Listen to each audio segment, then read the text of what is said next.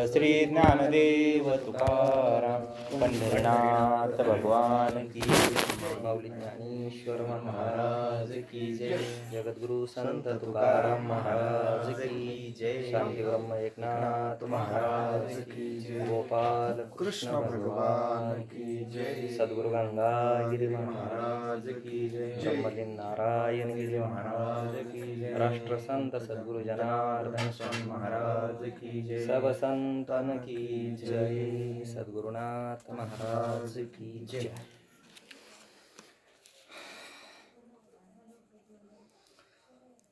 अंतकाळी मी परदेशी ऐसे जानोनी मानसी म्हणून या ऋषिकेशी शरण मी तुझा आलो. नवमास गर्भवासी कष्ट झाले त्या मातेसी ते निष्ठुर झाली कैसी. अंती दूर राहिली जीवी बापाची आवड मुखी घालोनी करी कोड. जेव्हा लागली यमओढ तेव्हा दूर टाकिले. बहिणी बंधूचा कळवळा ते तू जानसी रे दयाळा. जेव्हा लागली यमशृंखला तेव्हा दूर राहिली. कन्या पुत्राधिक बाळे ही तव स्नेहाची स्नेहाळे. तुझ्या दर्शनाहून व्याकुळे अंती दूर राहिली. देहग्रहाची कामिनी तव ती राहिली भुवनी. मी तव जळत असे स्मशानी अग्निसवे एकला. मित्र आले गोत्र झाले तेही स्मशानी परतले. शेवटी टाकोनिया गेले मज लागी स्मशानी. ऐसा जानोनी निर्धार मग मज आला गईवर. तव दाही दिशा अंधकार मग मज काही न सुचे. ऐसे जानोनी निर्वाण पाही मनुष्य जन्म मागुता नाही. नामा म्हणे तुझे पायी ठाव देई विठोबा. अंतकाळी मी परदेशी ऐसे जानोनी मानसी म्हणून या ऋषिकेशी शरण मी तुझा आलो. महायोग पीठे तटे भीमरथ्यं वरं पुंडरिकाय दातुं मुनीन्द्रे. समागत्य तिष्ठन्तमानन्दकन्दं परब्रह्मलिङ्गं भजे पाण्डुरङ्गम्. नमामि सद्गुरुं शान्तं सच्चिदानन्दविग्रहं पूर्णब्रह्मपरानन्दम् ईशम् आनन्दिवल्लभम्. ध्यानमूलं गुरुमूर्ति पूजामूलं गुरुपदं मंत्रमूलं गुरुवाक्यं मोक्षमूलं गुरुकृपा. जयांचे केलिया स्मरण होय सकळ विद्येचे अधिकरण. तेची बंधू श्री चरण श्री गुरूंचे नमस्कारो नियता. काय माझी वाणी मानेल संतासी रंजवू चित्तासी आपुलिया. माझी वाणी तुझे वर्णी गुणनाम ऐसे देई प्रेम काही कळा. शरण शरण जे हनुमंता तुम्हालो रामदूता. काय भक्तीच्या त्या वाटा मज दावाव्या सुबटा. मस्तक माझा पायावरी या वारकरी संतांच्या.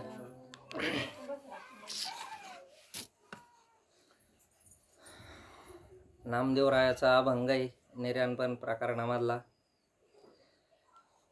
थोड्या वेळ 7वा दिवस आहे ना आज. 7वा दिवसाची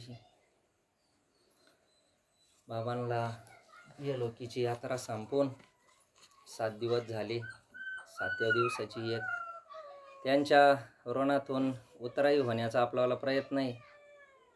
कारण की आईवडिलांच्या ऋणातून उतराई नाही होता येत साधू संतांच्या आईवडिलांच्या, पण प्रयत्न करता येतो असं आहे. 7वे दिवस आज 7 दिवसाची एक थोडी वेळ सेवा सद्गुरूंच्या कृपेनं भगवंताच्या कृपेनं करू आपण. नामदेवरायाचा अभंग आहे. आता नामदेवराय ह्या अभंगामध्ये एक मनुष्य जन्माला आल्यानंतर आपल्याला शेवट कसा होईल कसा करायचा आपल्या हातामध्ये सांगितलंय. मग त्याचं वर्णन आहे का बा आपण जन्माला आल्यानंतर सांगितलं का आपण आपल्या साध्या भाषेमध्ये म्हणतो का आपण नादी लागतो थोडक्यात असं. आता शास्त्राची भाषा उंच आहे आपल्याला कळती, पण कारण की महात्मे सोपं करून सांगते म्हणून कळतं का. शास्त्र असं सांगतं का ग्रंथराज ज्ञानेश्वरी सांगते का ममतेची लवळ सवडी मातेनं पावती बापुडी. आणि तुकोबारायन तेच सांगितलं का मी आणि माझं म्हणजे देहाच्या संबंधित जेवढं काही आहे, म्हणजे देह एक तर मी म्हणतो आपण देहाला, आणि त्यानंतर त्याच्या संबंधानं जेवढं येतं ते, मग त्याच्यामध्ये जेवढं येतं देहाच्या संबंधानं जेवढं येतं तेवढ्याचं पूर्ण वर्णन याच्यामध्ये केलेलं आहे. आणि मग शेवट ज्या वेळेस आपल्याला होतोय, तर शेवट कसा झाला पाहिजे मध्यंतरी हे सांगितलं. आता नामदेवरायाचा जर विषय जर पाहिला तर नामदेवराय संत शिरोमणी सांगितला. कारण की आता माऊलीचा समाधी सोहळा झाला, माऊलीचाच नाही जवळपास सगळ्या संतांचे समाधी सोहळ्याचे अभंग नामदेवरायांनी लिहिलेले. मग नामदेवरायांच्या समाधी तर महाद्वारामध्येचे, मग त्यांच्या समाधीचे अभंग कोणी लिहिले? आणि अभंगात आहे इथं तर परिसा भागवत त्यांचेवाले शिष्य आहे. परिसा भागवतांनी बरेचसे अभंग केले. काही त्यांची मातोश्री लाडाई आणि स्वतः भगवंतांना पण एक दोन अभंग त्या चरित्रामध्ये गाथ्यामध्ये उल्लेख आला का भगवंतानं सुद्धा नामदेवरायांना प्रत्यक्ष संवाद केलेला आहे ज्यावेळेस समाधी देत आहे त्यावेळेस नामदेवराय. तर आता संतांचं नियोजन असं आहे, आपण म्हणतो म्हणजे आपण आता आपला जो परिसर आहे ना महाराज का पवित्र ते कुळ पावन तो देश जे ते हरीचे दास जन्म घेती. नाही म्हणायची सोयच नाही इथं, कारण की आपल्याला क्षेत्र असं आहे दंडकारण्य म्हणत्याच. रामायणाचा संदर्भ दंडकारण्याचा आहे. आपण रामायणात एवढं पाठीमागं नाही जायचं, त्यानंतर पुन्हा मग भगवंताचं गोपालकृष्णाचा अवतार आहे एवढ्या पण पाठीमागं नाही जायचं. पण त्याच्यानंतरचं काय आपल्याला जसं म्हणजे आपले समजा आता बाबा होते यांच्या मुखातून आपण ऐकलेलं आहे, त्यानं प्रत्यक्षात पाहिलं असेल नाही तर नसेल पाहिलं ज्येष्ठ श्रेष्ठ मंडळींनी का ते सांगायचे का आपला जो परिसर आहे म्हणजे जसं राष्ट्रसंत जगद्गुरू जनार्दन स्वामी महाराज असतील, त्यानंतर नारायणगिरी महाराजांच्या म्हणजे आता आपलं गवंडगावचं जे भजनी मंडळी त्यांच्याकडं असं समजा जर भजनालयाला जर गेलं ना तर असं भजनाच्या अगोदर तासा जर अर्धा तास जर चर्चा झाली निवांत तर ते सोमेश्वरगिरी महाराजांच्या याच्यापासून सांगतात.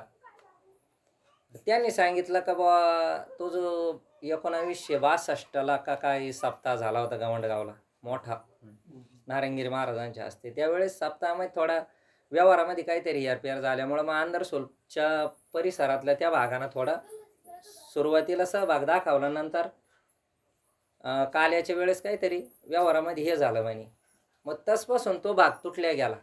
मग त्याची ते ना थोडी खंत गेली. सांगायचा उद्देश असा आहे का मग त्यांनी सांगितलं का जसे ते मंडळी बाजूला गेले ना म्हणजे बेटाला मानत्या ते अडचण काहीच नाही, पण जसं तुम्ही पहा आपला हा परिसर बेटाचा कुठला काही कार्यक्रम असू काही असू किंवा बाबाजींचं काही असू लगेच सहभागी होतो, तसं त्यांचं थोडं असं ते मग त्यांना विचारलं ते म्हणे का आपल्या परिसरामध्ये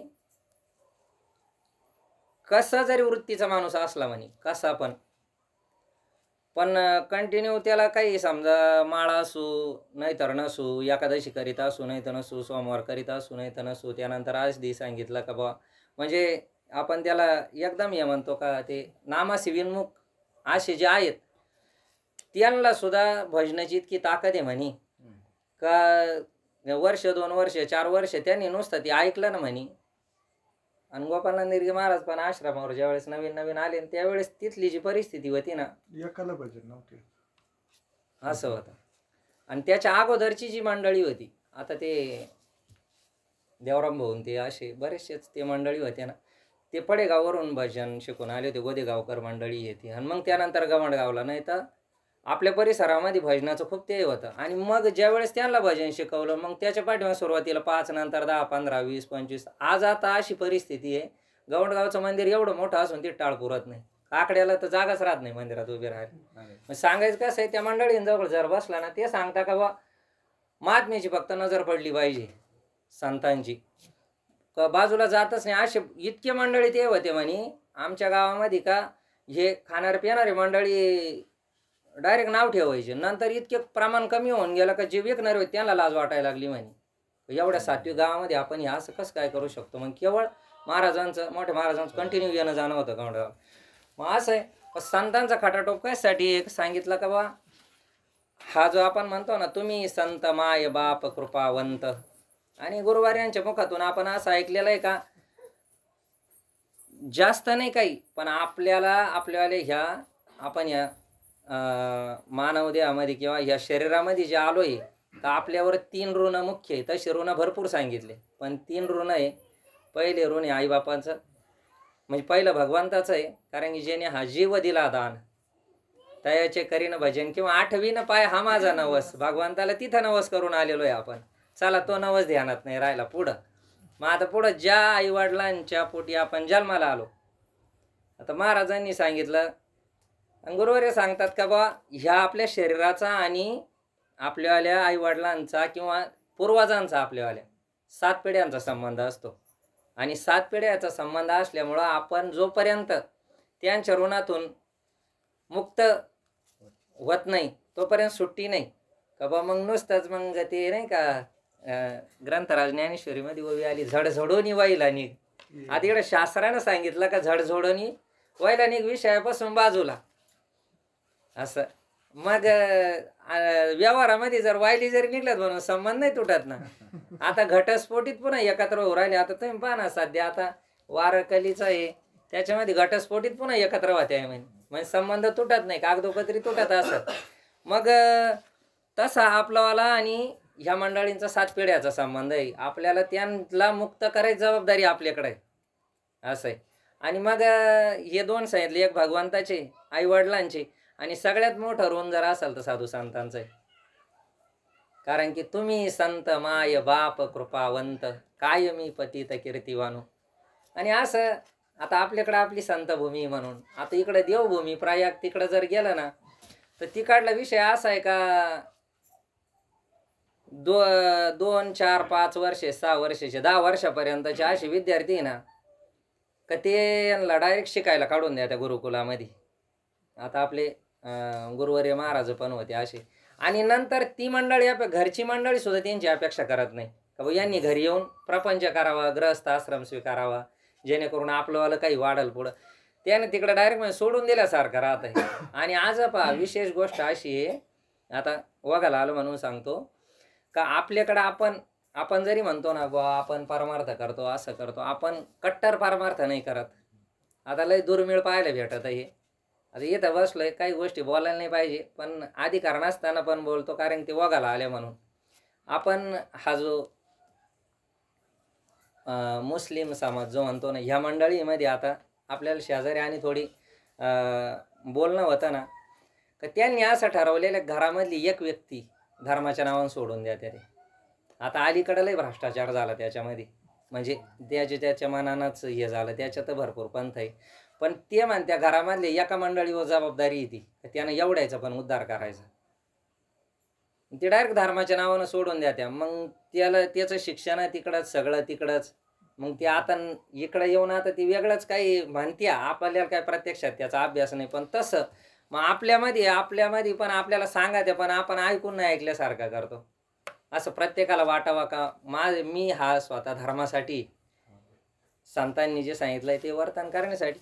आणि मग आपला चालू आता विषय का बा, आपल्यावर ऋण आहे, साधू संतांचं सगळ्यात मोठं ऋण आहे. आणि संतांच्या आईवडिलांच्या ऋणातून आपण प्रयत्न केला तर बरंचसं होता येतं. आणि नाही जर झालं तर त्याला शास्त्राचं प्रमाण आहे का सगळं करता येतं. मग हरिपाठ कीर्ती मुखे जरी गाय, समजा हयतीत असताना आपली कोण सेवा नाही घडली, पण नंतर आपण करू शकतो. मग कसं, मग त्याला आपल्याला आता भागवतामध्ये जावं लागेल. आत्मदेव ब्राह्मणाची जर कथा जर पाहिली तर आपला गोकर्णानं सगळ्यांचा उद्धार केला ना हो. कथा म्हणजे भगवंताची सेवा करूनच केला ना. आता धुंदुकारी तर त्या इतका विषय लंपट होऊन गेला होता, काही प्रमाणाचं मापच नव्हतं राहिलं, म्हणजे एकदम खालचा दर्जा. त्याच्यानंतर तर मी तो त्याची इतकं पाप करणार झालाच नाही. मग अशा मंडळीचा जर उद्धार होऊ शकतो, कसं शास्त्राचं प्रमाण आहे त्याला, शास्त्राच्या संतांच्या मार्गाने जर गेला तर अशा मंडळींचा उद्धार होतो. मग संतांनी हे सगळं अनुभवलंय. मग आता नामदेवरायाचा आपण अभंग घेतलेला आहे, त्यांचं आपण समाधीचं पाहिलं का, त्यांनी समाधी घेतली, भगवंतांनी त्यांना समाधी दिली, द्वाराज दिली. त्यांची इच्छा होती का संत जे जे तुझ्या दर्शनाला येतील म्हणे, त्यांच्या चरणाची धूळ माझ्यावाल्या माथेवर लागली पाहिजे.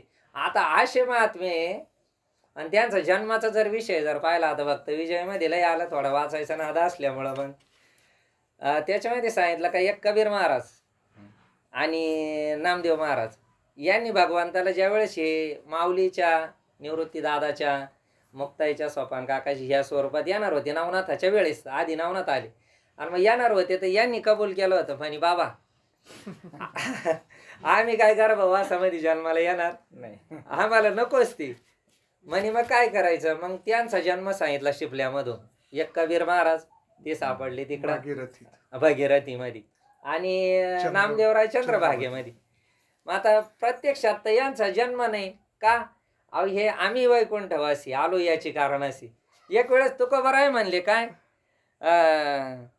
तुका म्हणे गर्भवासी सुखे घालावे आमसी नामदेवरायाचा उल्लेखच नाही कुठं एकदम म्हणजे आणि मग त्यांनी हे करावं का बा मग आता आपले संत मायबापे व्यवहारी सत्यानं आपल्यावाले हायचे प्लस आपला परिसर सांगितला का हे महात्म्यांचं नियोजन असतं ते आपल्याला कळत नाही आपलं बुद्धीचं तर्क तिथपर्यंत पोहोचत नाही मी गवंडावचं का सांगितलं का ते जुने माणसं अनुभवी होते त्यांनी सांगितलं संतांच्या नजरेत एकदा जर आला व्यक्ती तर तो मार्गक्रमणच करीतो तो पुन्हा दुसरीकडे जातच नाही मग बरोबर त्याचं वाला ईश्वर नियोजन म्हणू आपण त्याला का बा ते हा एकदा संतांचं बोटच धरून द्या ते वाया जाऊन देते नाही त्या जीवाला दुसरीकडे भरकटून देत नाही आणि मग संतांच्या याच्यामध्ये मग संतांचे उपकार मग आता नामदेवरायचं चरित्र आपण असं पाहिलं का बा त्यांचा जर जन्म नाही आणि मृत्यूचं जर पाहिलं आपण म्हणजे समाधीचे पण ती पण भगवंतांनी दिलेली मग ह्या अभंगामध्ये जे वर्णन केलेलं आहे ही प्रत्यक्षात तर त्यांचं वाला काही नाही मग हे त्यांनी काय सांगितलं का संत हे असं पार्ट आहे का सध्याच्या काळामध्ये भगवंत अवताराला नाहीच कारण की शास्त्रांनी लिहून ठेवलेलं आहे आता त्या दिवशीच महाराजांनी सांगितलं 9 भी मर गए 10 भी मर गए आहेच ना का इथं जे आलंय ते कोणी थांबायला नाही आलंय प्रत्येकाला जाणं आणि मग सध्याच्या काळामध्ये शास्त्राचं प्रमाण असं सांगतं शास्त्र का बा भगवंताला यायला अजून उशीर आहे आपला उद्धार करायला आणि आपलं पाप त्या मापात नाही आपलं आहे तरी किती पाप पण आहे जे आरती पाप नाही म्हणायची सोय नाही ना दुःख होतं काही रोग उद्भव त्या अचानक काही पण तो काय म्हणे पापे येते रोगाची रूपे किंवा आपल्याला अखंड आनंद अखंड समाधान टिकत नाही ते अर्धी आपल्याला पाप आहे पण आपलं पाप एवढं नाही का जसं कंसाचं होतं तेवढं जर असलं भगवंत आज पण हा पण भगवंत प्रगट होतो पण संतांच्या मार्गाने गेले होतो ना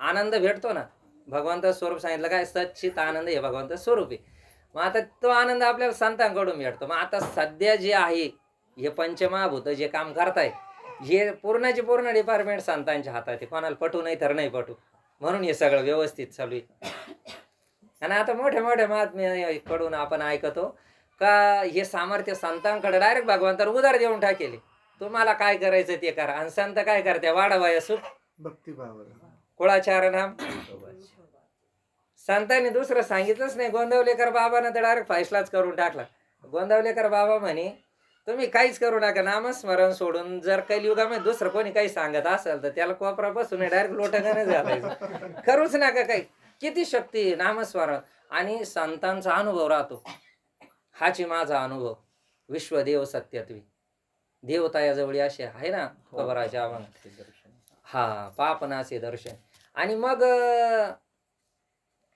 संतांकडे सगळं दिलेलं आहे आणि संतांच्या मार्गाने गेलं तरच उद्धार आहे आता आपण सगळे आता कसं आहे इथं बसून लई काय म्हणते त्याला लई बोलायचं याचं त्याचं माझ्यावाले काहीच ते नाही एक फक्त सेवा म्हणून आणि हे सगळे भाऊंच्या भाषेत जर सांगायला गेलं तर भीष्माचार्य कृपाचार्य आचार्य अशी मंडळी एक सेवा म्हणून करायची सेवके सांगितले करावे ते काम विषय सगळ्यांना माहिती मग कलियुगामध्ये म्हणजे सध्याच्या काळात संतांच्या ताब्यामध्ये दिलेलं आहे आणि संत भगवंत येतो पण भगवंताचं काम लय मोठं राहतं आता उदाहरण सगळ्याला माहिती का बा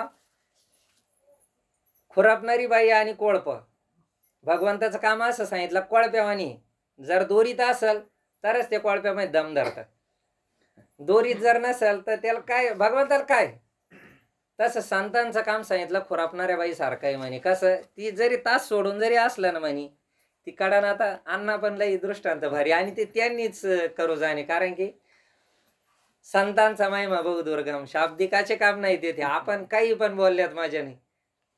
एखादी ठराविक वस्तू एखाद्या मातेला एखाद्या माताजीला जर येत असली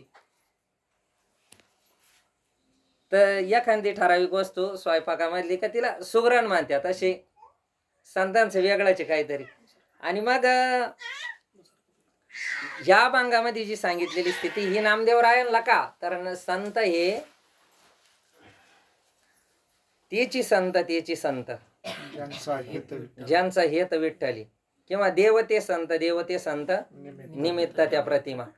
म्हणजे आता अण्णांनी सांगितलं का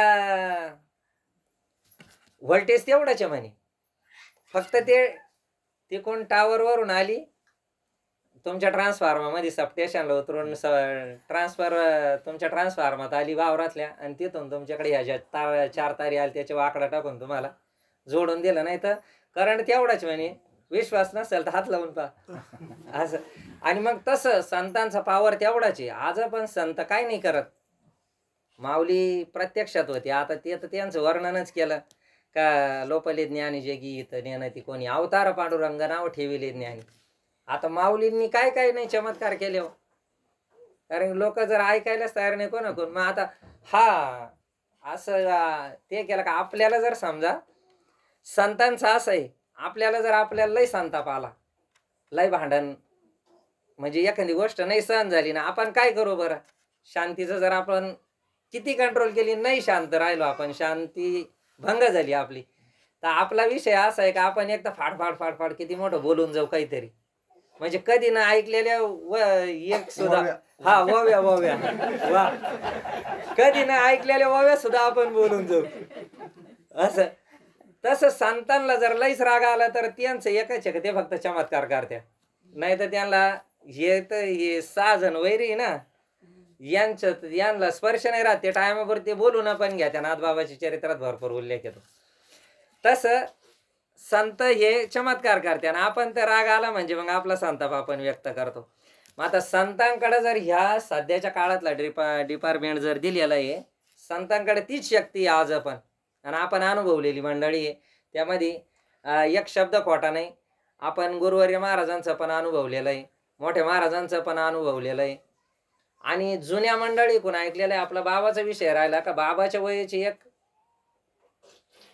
भजनी मंडळामधले हे होते, आणि ह्या मंडळी जवळ जर बसलं किंवा आपल्यावाले मिस्त्री त्यांच्या जवळ जर बसला तर ते महाराजांचे किस्से सांगतात का संत ते नव्हते जगा माझी मानसाच्या सारिके, समुद्र नदी हा समुद्र नदी पै गंगा पाषाण म्हणून नाही लिंगा, संत ते नव्हते जगा मानसाच्या सारिके. मग त्याची प्रचिती कशी, तर त्यांनी सांगितलं एक वेळेस काय झालं म्हणे, आपल्या बेटावर जाण्यासाठी तिकडला पूल होता कोणता, गोवर्धनच्या अंगचा. ही काढल्या बाजून काही जायला जागा नव्हती. जुन्या काळामध्ये महाराजांकडं काळी गाडी होती त्यावेळेस, आणि असेच कुठं तरी इकडं संभाजीनगरच्या अंगा कुठं कार्यक्रम होता, ते कोणी आता उशीर झाला. आणि आग्रही मंडळी महात्म्याचं कसं राहतं, भाव पाहत्या महात्मे. मग आता जेवण जरी करेल असलं तरी पण फलाहार, महाराजांना फलाहार घालणारे आपणच आहे ना. आता जेवण करेल काय करायचं, पण त्यांना वास्तविक त्याच्याशी घेण्याने पण ते भाव पाहत राहत्या. आणि मग असाच वेळ झाला म्हणे यायला, पावसाचं वातावरण, गंगामाईला खूप पाणी आलेलं, आणि दादाभाऊ महाराज ड्रायव्हर त्या साईडनं महाराज बसलेले आले, तिकडं गोवर्धनच्या पुलापर्यंत आले, आणि मग पाहिलं पुलाच्या वरून एवढं पाणी चालू होतं. असं दादाभाऊ उतरले, पाहिलं, महाराजांना सांगितलं म्हणे गाडी नाही जाणार, पाणी खूप आहे. बर, मग थोडी गाडी माग घे म्हणे. मग गाडी थोडी माग घेतली, महाराज खाली उतरले. दादाभाऊ म्हणे तू इकडून बस आता, आणि त्या पाण्याला असा स्पर्श केला. हे सांगितलेले म्हणजे जे मंडळी मोठे महाराज असताना महिना 2 महिने 4 महिने बेटात राहणारी होती, या मंडळीने सांगितलं संत काय नाही करू शकत. माऊलीने रेडा बोलावले हे तवच आहे, भिंत चालवली हे तवच, पण आता प्रत्यक्षात ना ह्या आपल्या आपांच्या वयाच्या माणसांचे यांनी प्रत्यक्षात माणिक बाबा सांगत होते. हा माणिक बाबा सांगत होते की बा महाराज खाली उतरले, गंगामाईचं दर्शन घेतलं, दादाभाऊला तिकडून बसवलं, स्वतः महाराज गाडी चालवायला बसले. काटा येतो अंगाला बरं का सांगायला, का महाराज स्वतः गाडी चालवायला बसले. दादाभाऊला सांगितलं मी जोपर्यंत म्हणत नाही तोपर्यंत डोळे उघडायचे नाही, शांत बसून राहायचं नाही.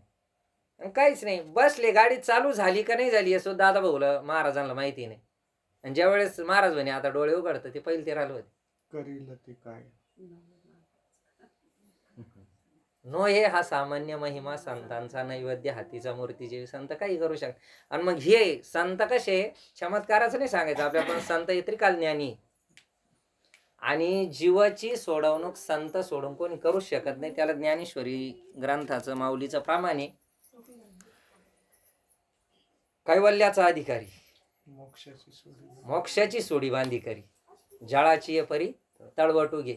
संतांनी जर ठरवलं, संतांचं सामर्थ्य असं आहे का ते आपल्या जीवाची तर सोडवणूक करू शकत्या. कारण की शरण गेली याचे काय होते फळ, तो काय म्हणे कुळ उद्धरिले. पण आपल्याला भाव त्या पट्टीमध्ये पोहोचला पाहिजे. आता आपण व्यवहारित ज्ञानानं खूप शहाणे, म्हणजे इतके शहाणे ना, आपण त्यांना सांगतो. मी माझं प्रत्यक्षात सांगतो, आपल्याला कोणाचंच नाही ते करायचं. कोणीच नाही मग दुसरं. हा, आपलं इतकं व्यवहारित ज्ञानच. आपण त्यांना सांगतो नाही नाही कांद्याला आमका औषध जर मारत लय मोठ्याला दांडे होते.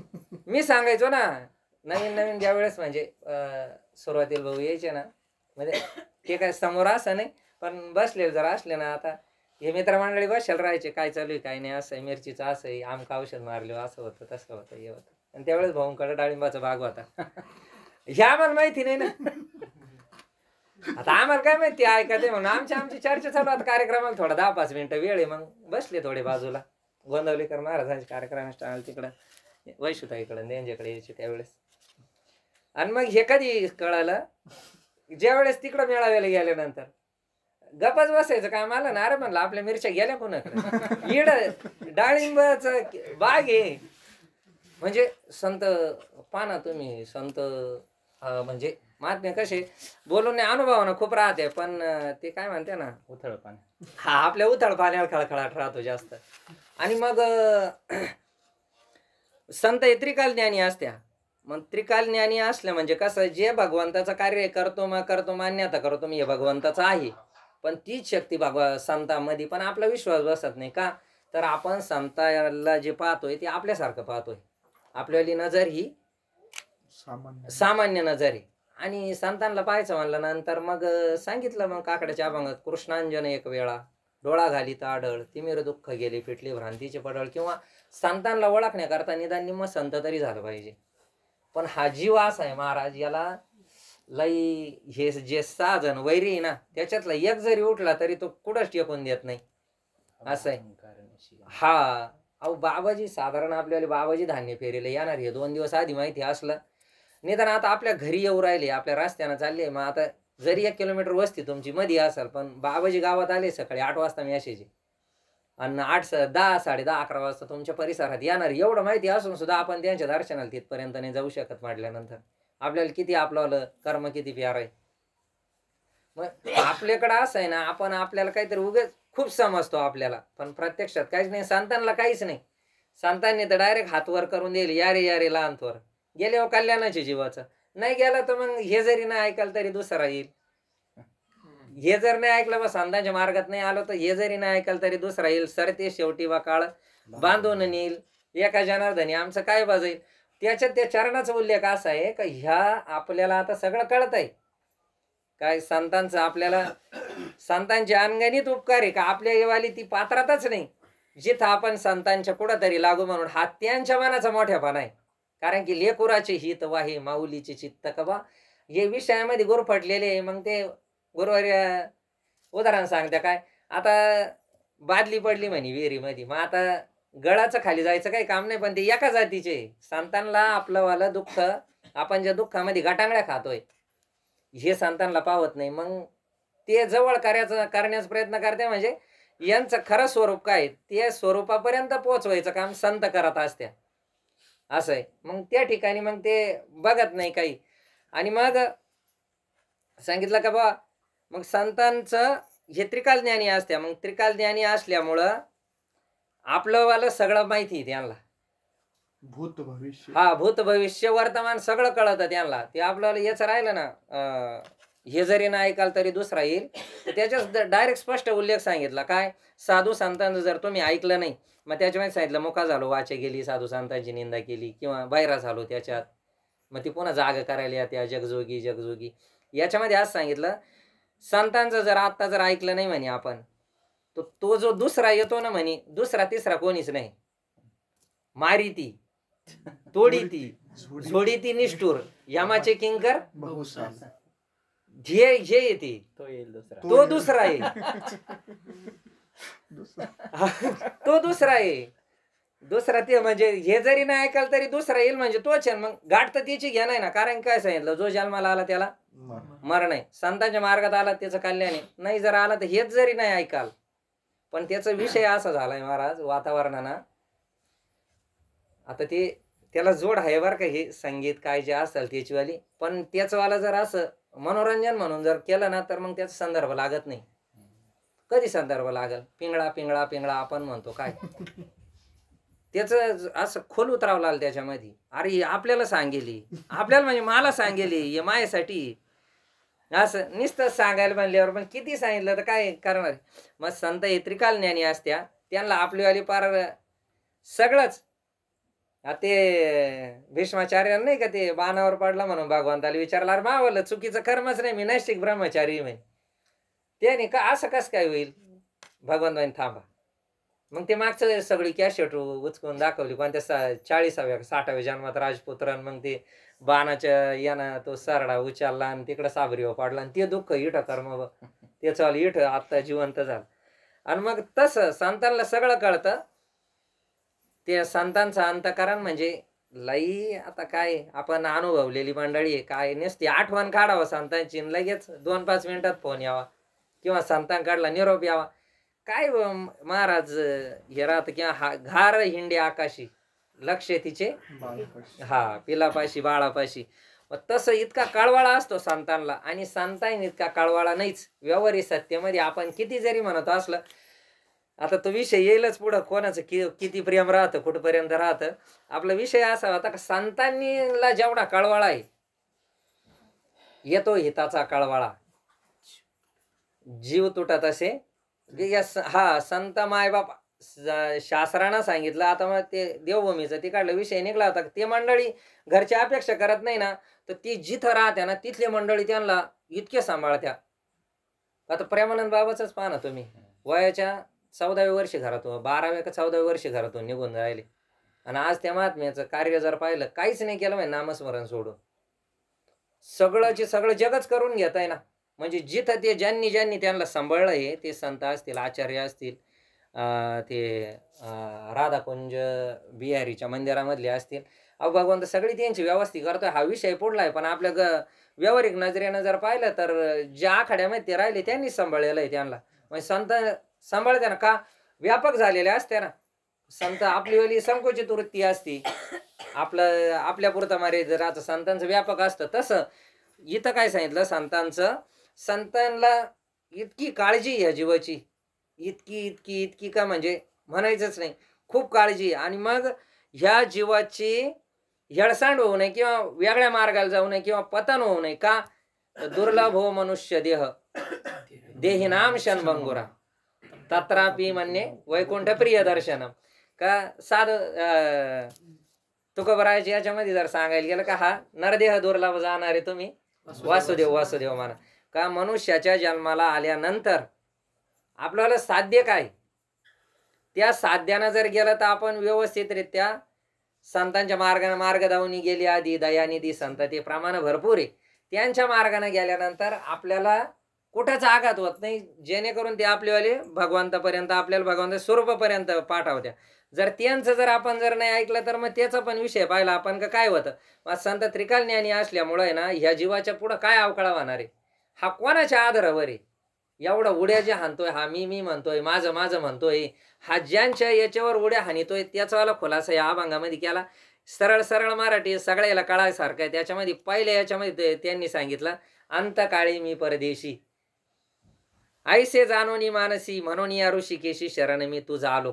आता भगवंताला सगळे शरण जाते बरं का, पण अंगाला आला ताप, देवा तू माझा बाप, आणि अंगाचा गेला ताप बापाचा. हा देवाच्या. असं आहे. मग हे कधी आहे म्हणे, जोपर्यंत एकदम टोकाचं प्रमाण काय, जोवरी मागिलाची आस, तोरी न व्हावे. उदास.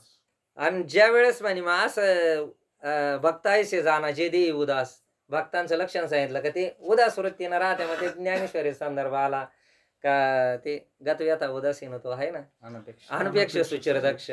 मग ते टोकाचं सांगितलं. मग इथं असं सांगितलं का बाबा तू देह नसून एक भगवंताचा अंश आहे.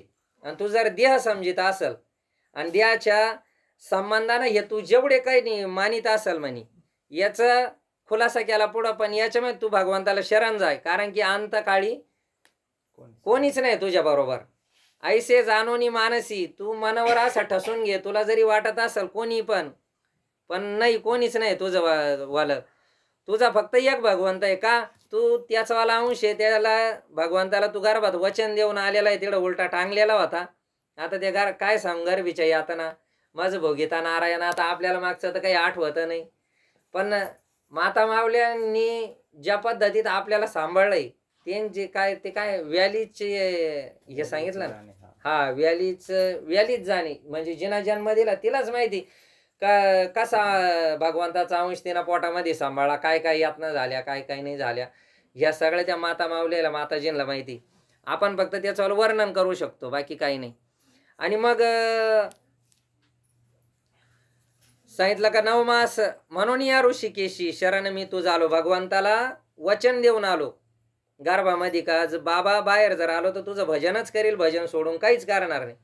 पण काय झालंय आता माया आणि ही भगवंतानंच निर्माण केलेली. आपण शास्त्र पुराणामध्ये भरपूर पाहिले का पुरुष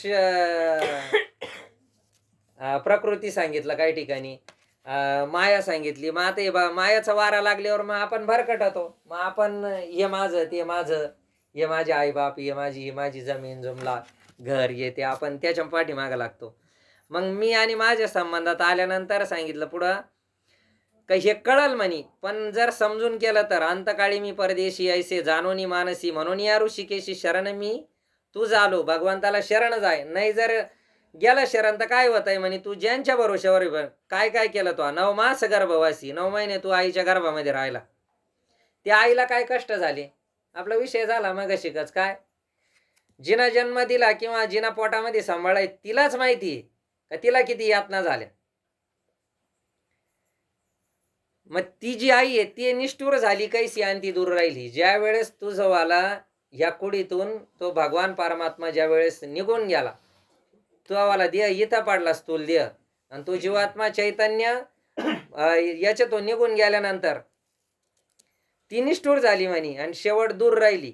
मग पुढं सांगितलं जीवी बापासी आवड, कारण की आपल्याला शरीर जे तयार झालंय ते आई वडिलांपासून तयार झालं. माग आपण पाहिलं का आपला पाठीमागचा संदर्भ याला 7 पिढ्यापर्यंत या शरीराचा त्यांच्या संग आपल्याला संबंध आहे. मग आई वडिलांपासून झाला ना मग जीवी बापासी आवड. आता लहान असताना आपल्याला आईंनी किती सांभाळलं, बापानं किती सांभाळलं, आता आपण सगळे त्या ग्रहस्थी मंडळी सगळे त्याच्यामध्येच आपल्याला माहिती.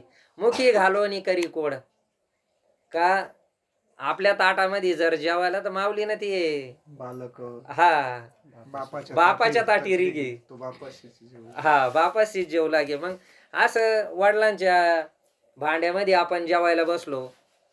बापाशी जीवी बापाशी आवड मुखी घालोनी करी कोड, आणि जेव्हा लागली या मोड आणि ती दूर राहिली. आता हे सध्याच्या काळात जास्त पाहायला भेटतं महाराज, कारण की व्यसनाधीनता लई जास्त वाढली. आणि काय कलीचाच गुरुवारी म्हणत राहते, कलीचाच महिमा येतो का ऐका कलीचे महिमान असत्य सिरीज लेजन पापा देती अनुमोदन करती हेळण संतांचे. आता ते कलीच, कारण की कुठून तरी कमी करणं भाऊ राहिले ना. आता पुढलं भविष्य तर लयच अवघड सांगायचं जसं घडेल तसं. आता आपण पाठीमागचा कोरोनाचा काळ पाहिला का किती हे झालंय. मग जेव्हा यमगोड लागली म्हणे तेव्हा दूर टाकिले कोणी, आई बापांनी. का एवढं प्रेम होतं आई वडिलांचं, पण व्यसनाधीनता असेल अजून काही भरपूर आहे. काय आता हे भवरोग सोडून लई किती मोठ्या रोगाची यादी दिली. याच्यातलं कुठल्या पण व्याधी झाल्यानंतर हे होतं. मग ज्या वेळेस तुला यमोड लागल म्हणे तेव्हा ते दूर राहतील ज्यांच्या जीवावर तू उड्या हाणीतोय, थोडक्यात आपल्या साध्या भाषेमध्ये. मग त्याच्यानंतर म्हणशील बा बहिणी बंधूचा कळवाळा ते तू जाणसी रे दयाळा, मग बहीण असल, भाऊ असल, त्यांचा काळवाळा असेल, प्रेम राहतं. आता कुटुंब म्हणल्यानंतर आपण ग्रस्त आश्रमामध्ये असल्यावर हे प्रेम आहे, पण हे प्रेम कसं आहे, शुद्ध प्रेम नाही. शुद्ध प्रेम संतांजवळ आहे आणि भगवंताजवळ आहे. हे आपण त्याला काय म्हणतो, हे जे प्रेम आहे ना, हे वासनामय प्रेम आहे. कोणाला काहीतरी कोणतरी अपेक्षा आहे, असं आहे.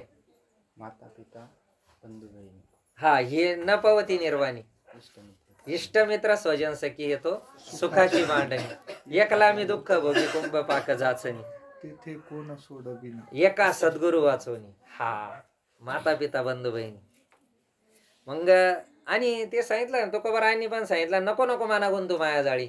त्याच्यामध्ये पण ते चरण सांगितलं ना, काळाला जवळी ग्रासवाया, तू का म्हणे तो पडेल माझ्या सोडविना. सोडविना तेव्हा माय बाप. आणि मग ते सोडविना राजा देशीचा चौधरी, आणि कसं होय रे भले भले. सोडविना बंधू पाठीची बहीण, शेजेची कामीनं दूर राही. तेच विषय. आता तोच अवतार आहे ना, जगद्गुरु तुका अवतार नाम याचं सांगितलं. तेच गाथा आपला तर जबरदस्त सांगितलं त्याच्यात पण. मग बहिणी बंधूचा काळवाळा ते तू जाणसी रे दयाळा, जेव्हा लागली यमशृंखला. आपला सुरुवातीलाच विषय झाला काय, हे जरी नाही ऐकाल तर ते बाबाच आहे.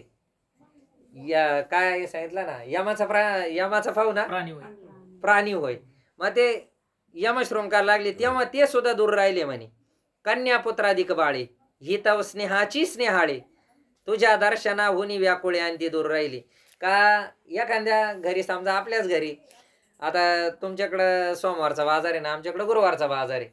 आता बाजारला जर घरातला जर ज्येष्ठ व्यक्ती बाजारला जर गेला, माझ्यासारखा जर गेला, तर पाठीमागचा जो परिवार आहे तिकडून जसं जसं दिवस टेकल तशी तिकडं बाजारच्या रस्त्याला वाट पाहत्या का येतील काहीतरी आणतील खायला, कारण अपेक्षा राहते. तसं हे जे अपेक्षा करणारे नाही म्हणे, ज्यावेळेस तू जोपर्यंत दिसत नाही म्हणे तू येताना, तोपर्यंत त्यांच्या मनाला समाधान होत, आल्यानंतर त्यांना समाधान होते. ते ज्यावेळेस तुम्ही रस्त्याला दिसत नाही येताना, किंवा कुठं बाहेर गेला येताना दिसत नाही, जसं तुझं वाला दर्शनासाठी व्याकुळ वात्या, ते सुद्धा शेवट दूर राहत्या म्हणे. कोण? कन्यापुत्राधिक बाळे, ज्यांच्या लय तू माझा वाला पोरगा, माझी वाली मुलगी आता काय MPSCच करू राहिली, कलेक्टरचं चेअर, असं हे तू ज्याच्यावर प्रेम करतोय ते सुद्धा शेवट दूर राहत्या म्हणे. त्याच्यानंतर सगळ्यात महत्वाची गोष्ट सांगितली, देहग्रहाची कामिनी. आता व्यवहारामध्ये असं पाहायला भेटतं, माणूस जर गरीब असला ना, तर स्त्रियांचा स्वभाव तुकोबारायांनी सांगितले, त्याचा संदर्भ घेतो थोडा. आपल्या मनचं आपल्याला काहीच सांगायचं नाही का, ते सांगितलं ना त्यांनी, स्वभाव राहतो म्हणे. आता जिजाबाईचा स्वभाव आपण ऐकला, हा बाईल कर्क, बरे झाले देवा बाईल कर्कशी, का असा तापड स्वभाव, बोलणं हे ते. आणि मग हेच सांगितलं, देहग्रहाची कामिनी. कवा 1000 लोकांमध्ये किंवा वेद ब्राह्मणाच्या साक्षीना जिच्या संघात तुझवाला विवाह झाला, तिचं वाला सांगितलं का, देहग्रहाची कामिनी ती तव राहिली भुवनी, मी तव जळत असे स्मशानी अग्नी सवे एकला. का व्यवहारामध्ये अर्धांगिनी सांगितलं, किंवा आता ते तर पुढं तर भरपूर सांगितलं का, पतिव्रत्याचा विषय जर आला तर खूपच कठीण आहे. येतं सांगितलं का बुवा कधी न सुटणारी, जिथून हा विस्तार झाला, समजा का पुढला तुझा वंश वाढला असेल किंवा अजून काही असेल, संबंध वाढले असतील, प्रेम वाढला असेल, हे किंवा कोणामुळं वाढलं का, तुझ्यावाल्या अर्धांगिनीमुळं वाढलं. पण तुझीवाली शेवटची जी स्थिती आहे त्यावेळेस ती सुद्धा कुठं घरी राहिली म्हणे. आता जुन्या काळामध्ये कसं होतं, उमऱ्यापर्यंत म्हणजे लय झालं तर याच्यापर्यंत येत होत्या, डायरेक्ट स्मशानापर्यंत महिला येत नव्हत्या. मग ते इथं सांगितलं, कधी आग्रहाची कामिनी ती तव राहिली भुवनी, मी जळत असे स्मशानी अग्नी सवे एकला.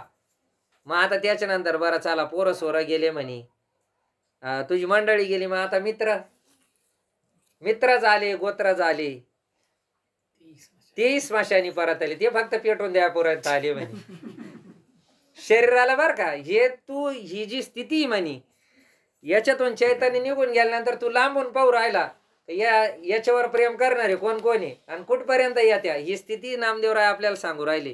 ते स्मशानी परतले शेवटी टाकून गेले मज लागी स्मशानी. मला स्मशानामध्ये एकट्याला टाकून गेले. आणि मग आईसा जाणून निर्धार मग मज आला गईवर तव दाही दिशा अंधकार मग मज काही न सुचे. मग आता दाही दिशा अंधकार कसा हा निर्धार झाला का माझ्या बरोबर कोणीच नाही. पण तोपर्यंत काय झालं, सत्कर्म केलं नाही, पुण्यकर्म केलं नाही, अन्नदान केलं नाही, साधू संतांची कीर्ती श्रवणाला गेले नाही, कीर्तन प्रवचनाला गेले नाही. म्हणजे जे सात्विक कर्म जे आपण म्हणतो त्याच्यातला कुठलाच एक केला नाही मार्ग. आणि ज्यावेळेस डोळे उघडले त्यावेळेस सगळीकडे अंधकारच होता म्हणे. मग अंधकारच राहील ना. सत्कर्म केला, साधू संतांची सेवा केली, त्यांनी सांगितलेलं जे जे साधन केलं त्या साधनामध्ये काही काय ना पुण्य अर्जित झालास तर कोणीतरी मग हायच ना पुढं काय ते पुण्य फळले बहुत दिवसा भाग्य उदयाचा ठसा झालो सन्मुख त्या कैसा संत चरण पावलो. आणि आजी फिटले माझे कोडे बहुता जन्मीचे साकडे कोंदाटले पुढे परब्रह्म सावळे. व साधू पुण्य जर साचलं तर संतांची प्राप्ती होती. आणि संतांची प्राप्ती झाल्यानंतर ते आपल्याला भगवंताची ओळख करून देत्या, भगवंताच्या स्वरूपापर्यंत नेऊन घालते. आपण फक्त मार्गस्थ झालो पाहिजे. मग जर आपण पुण्यकर्म जर काही केलं नाही, सगळ्यात महत्वाचं का पुण्य आपल्याला किती होतं हे काय सांगता नाही यायचं, पाप किती होतं हे काय सांगता नाही यायचं. पण त्याच्यावाले लक्षणं जाणवते, त्याचं फळ दिसतं. काय पुण्य जर झालं तर आपल्याला समाधान वाटतं. आपण एखाद्या रस्त्यानं जर चाललोय आणि एखादा वाटाचा वाटसरू जर आला तो जर लई हिंडून फिरून यायला असला, उन्हाचे दिवस आहे आणि त्याला जर ठराविक गावाला जायचं, तो जर रस्ता त्याला जर माहिती नसला आणि त्यानं जर आपल्याला विचारलं हा रस्ता कुठं जातो, बा तुम्ही सांगितलं इथून हा खाल्ल्या गावाला जातो, खाल्ल्या गावाला जातो बा.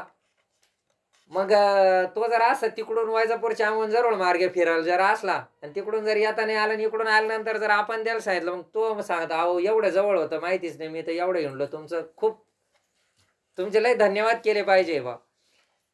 मग त्यावेळेस तो निघून गेल्यानंतर आपल्या अंतःकरणात समाधान होतं का बा एवढा फिरून येणारा शेवट जर नसती आपली गाठ झाली तर तो अजून बार काढला असता, पण तो योग्य ठिकाणावर गेला, थोडं समाधान वाटतं.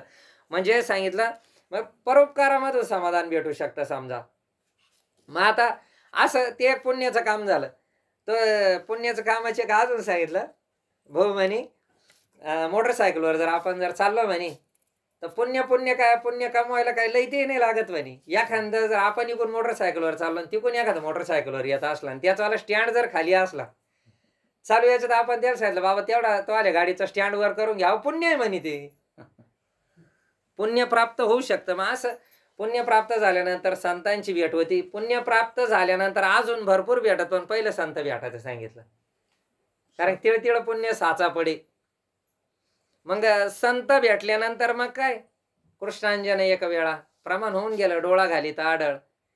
किंवा संतांच्या त्या मार्गात आपण मार्गस्थ झाल्यानंतर त्याचं फळच ते आपल्याला दुःखाची हळूहळू निवृत्ती होती. म्हणजे अविद्या कल्पना यानं आपले जे समजा मानसिक विचारचक्र असेल ते आपल्याला बदलतं सत्संगतीनं, संत संगतीनं बनत. किंवा सात्विक विचाराचा माणसाची जरी संगत केली तरी पण आपल्याला हे बदलत. मग त्यानं काय होतं सांगितलं ना, हे जर नाही केलं तर मग हे काय साधू संतांच्या मार्गाने जर नाही गेलं, नामस्मरण नाही केलं, भजन नाही केलं, कीर्तनाला जर नाही गेलो, ऐकलं नाही, तर मग दाई दिशा अंधकार, मग काही सुचत नाही.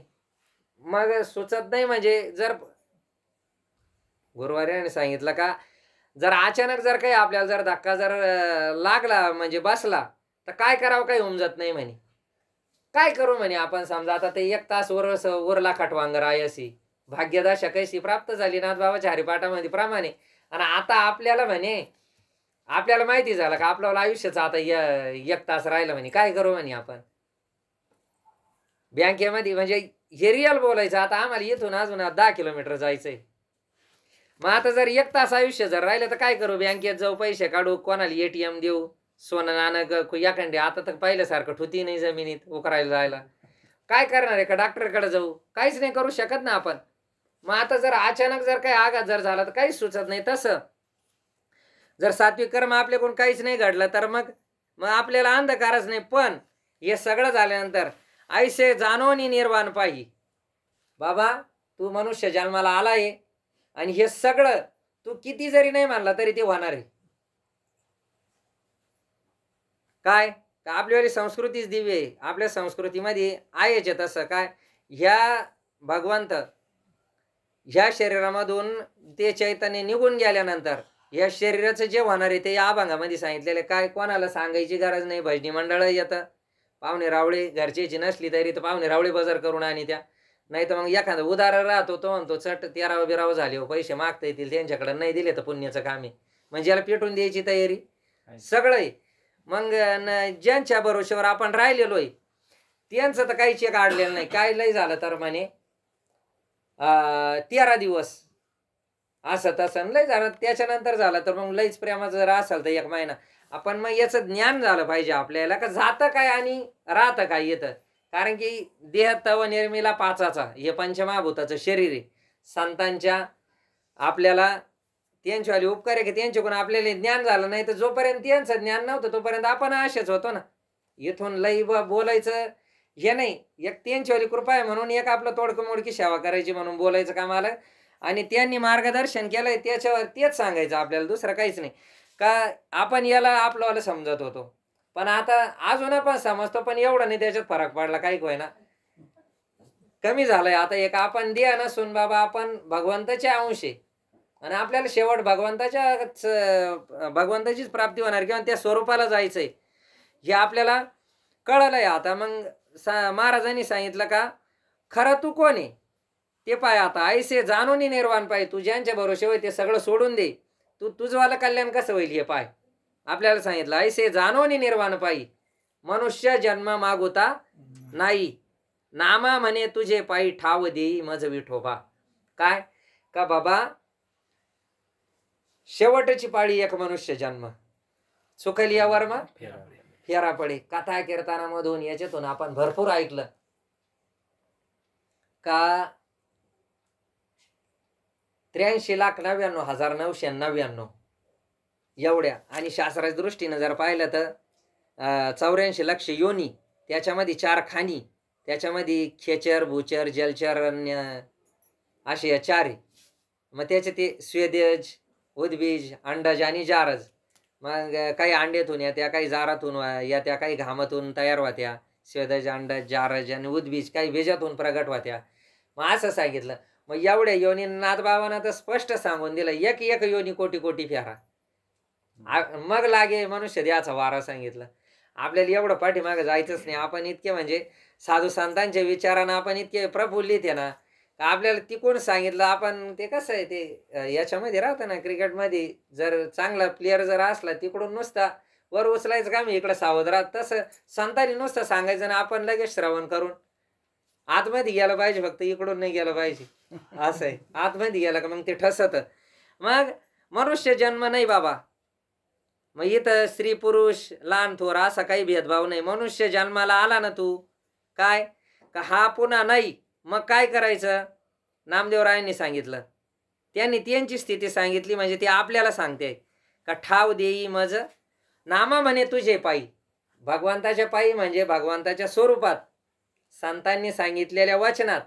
मग तुम्ही काही म्हणा त्याला काही एक अडचण नाही. आपण ज्याची भक्ती करतो असेल त्याच्या वाचनात ज्याचं भजन करतो एकनिष्ठतेनं त्याच्या वाचनामध्ये का पायाचं चरण सांगितलं किंवा स्वरूप सांगितलं. पायी शब्दाचा अर्थ नामा म्हणे तुझे पायी ठाव दे मज विठोबा. बाबा देवा तुझे खूप उपकार झाले माझ्यावर का तू इथपर्यंत आता सांभाळीत आलाय. मग कस काय सांभाळीत आला. मग त्याचं एक उदाहरण सांगितलं का ते महाराजांच्या एका कुटीवर एक पंधवलेकर महाराजांचं नाही का ते उघडाले म्हणजे संतांकडे अन्नदान असतंय. आपल्या बेटाचं पण वाक्य ना लेणे को हरिनाम देणे को अन्नदान तरणे को लिंता डुबणे को अभिमान. आणि आता आपण प्रत्यक्षात नांदगाव सारखं क्षेत्र असेल किंवा अजून पण जिथं जिथं संतांची आहे तिथं जेवण तर आहेचे भांडारा आहे पण 8 राहते का भगवंताचं भजन करावा. मग भगवंताचं भजन करायचं असताना सांगितलं का जो भगवंताचं भजन करत नाही ते मग सांगितलं दृष्टांत काय एक दुपारच्या टायमाला एक व्यक्ती आला आश्रमावर. महाराजांनी सांगितलं बाबा जेवण करून घे. तो आणि जेवणच करायचं आहे मला, पण महाराज म्हणे माझी एक आठ आहे. म्हणे काय? म्हणे ही एक जप माळ घे आणि एक माळ जप कर. तो आणि मी देव मानित नाही, जप करायचं विषयच नाही, मी देवच मानित नाही. तुम्हाला जेवायला द्यायचं असेल द्या, नाही तर देऊ नका. ऐकलेलं आहे दृष्टांत आपण. ते नाही ना, वैतागल्यावर तो निघून गेला बिगर जेवल्याचा, पण भगवंताचं नाव घ्यायला नाही. आणि मग ज्यावेळेस त्या महात्म्यानं ज्यावेळेस ते ध्यानात मध्ये बसल्यानंतर ज्यावेळेस भगवंत प्रगट झाली, भगवंत म्हणे बाबा तू मला काय अन्नक्षेत्र उघडलं, देव तो सगळं व्यवस्थित चालू, पण तो मला आज दुपारा उपाशी पाठवलं. म्हणे माझी आठवती म्हणे का बा तुझं भजन करावं त्याला पोटभर जेवावा. फार करगोटा तुटस तो जेवलं असतं तरी काही हरकत, पण तुझवाला जो भजन करत नाही त्याला मी जेव कस काय घालू. त्याचवालाच असतो देव मानत नाही तशी त्याची अट आहे, तशी माझी अट. अशी समज तू का तुझवाला नाव घ्यायचं आणि लगेच जेवायचं नाही म्हणे. अरे म्हणे तो देवाचं नावच घेत नाही म्हणे, त्यानं माझं नाव नाही घेतलं तरी मी त्याला 40 वर्ष सांभाळलं म्हणे. तुझ्या तिथं आल्यानंतर तो तिथे एक वेळच नाही घेतलं म्हणून तो त्याला जेव नाही घातलं म्हणे, असं नाही म्हणे. मग आता पहा भगवंत कसा आहे, म्हणजे एवढं जरी असलं तरी भगवंत सांभाळतो. भगवंताचे खूप उपकार आहे आपल्यावर, आणि तेवढेच आई वडिलांचे पण उपकार आहे. मग सांगितलं ना सकाळ तीर्थाची अधुरे जे का माता पित्रे. आणि आता माझं थोडं सांगतो मी, माझं जसं जसं बुद्धीचा तर्क आहे तसा तसा का इथून माग जोपर्यंत गुरुवर्य संतांचं मार्गदर्शन नव्हतं, भाऊ जोपर्यंत जीवनामध्ये त्यांचं मार्गदर्शन नव्हतं, जीवनात आलेलं नव्हते, तोपर्यंत एकदम भारकाटल्यावानी स्थिती होती वैयक्तिक माझीवाली. का बा चालू आहे परमार्थ म्हणून चालू आहे, पंढरीची वारी चालू असेल, अजून काय असेल आळंदीची वारी असेल, गेले कुठं तर हे. पण यथोचित मार्ग जोपर्यंत आपल्याकडे नव्हता ना तोपर्यंत अशी तळमळ होती चित्ताची, किंवा समाधान नव्हतं. गेलं तेवढ्या पुरतं तेवढं समाधान मिळायचं, आलं जसं आहे तसं. जसपासून सद्गुरूंनी आपल्याला अंगीकार केला नाही त्यावेळेस अशा बऱ्याचशा गोष्टी कळाल्या, त्याच्यामुळे भेटले. हा आणि मग अशा भरपूर गोष्टी कळतात. आता असं वाटतंय ना, त्याच्यातल्या बऱ्याचशा गोष्टी तुम्हाला पडतील का बा सकाळ तीर्थाची अधुरे सांगितलं, आणि एक भगवंताची प्राप्ती कशा नव्हती हे जर साध्य जर कळालंय तर जास्त वनवन करायची गरज नाही ना. आज आता तर पहा ना, आता कालच परवाच दिवशीच्या आमच्या तिथले आता नर्मदा परिक्रमाला आपले तिथले माणसं गेले 2-3 जण, आणि आबाच्या मातोश्री पण गेल्या, मागच्या वर्षी खंडित झाली होती, यंदा पण गेल्या. आता वडिलांची झाल्यानंतर त्यांनी मला आग्रह केला पुढल्या वर्षी तू पण नर्मदा परिक्रमा लगेच करून ये म्हणे. म्हटलं का बरं, पण आता त्यांना नाही मानता नाही आलं कारण की त्यांचा भाऊ होता ना, 4 महिने तिकडे राहिले, ती स्थिती ते वैराग्य. भाऊ सांगत राहते आपल्याला काय का घरापासून लांब गेल्यानंतर स्थिती वेगळी होती. आणि ती अनुभवलेली मंडळी आपण ज्यावेळेस 8-8, 10-10 दिवस बाहेर सप्ताहाला जातो किंवा इकडं जातोय तर याचं काही वाटतच नाही असं आहे.